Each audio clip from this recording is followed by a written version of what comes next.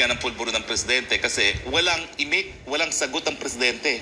The closest na sinagot niya is, I will not dignify that with a reply. Pero kasi tatlong dokumento na yung nailabas ni Maharlika at nagtatanong na ang taong bayan, teka muna, bakit despite these documents, he will not dignify it with a response pa rin. Kinakailangan na, oo o hindi. May pang-apat pala, partners, na nabas na issue itong si Maharlika. Ang issue nito ay yung bilis ng drug test na kinuha ni PBBM noong 2021. Proseso. Oo, mantakin mo na. The whole process lasted only for 2 minutes.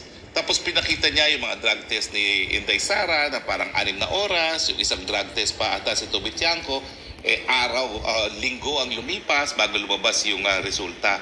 Pero itong kay PBBM abay instant. So nagtatanong talaga siya kung talaga bang nagkaroon ng puspusan na drug test noong 2021 pagdating kay PBBM. No? Dahil nakapagtataka nga naman. No?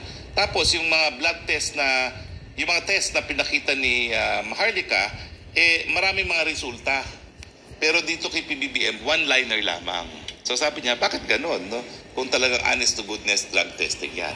So lahat naman po yan, hindi natin sinasabi na conclusive proof na nagpupulburon nga ang presidente. Pero lahat po yan ay dumadagdag dun sa pagduda ng marami na baka merong hindi inaamin ang ating presidente ngayon.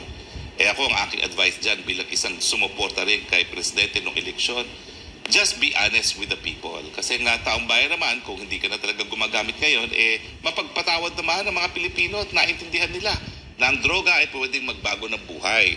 Pero sa panahon talaga na mga importanteng desisyon ng presidente, nakasalalay ang buhay na ating kasundaluhan at ating mga kababayan, kung tayo makikipaggera sa isang gera na hindi natin mawawagian, abay kinakailangan na assurance ng taong bayan na tama yung proseso ng pag-iisip at hindi nasa impluensya ng pulburon.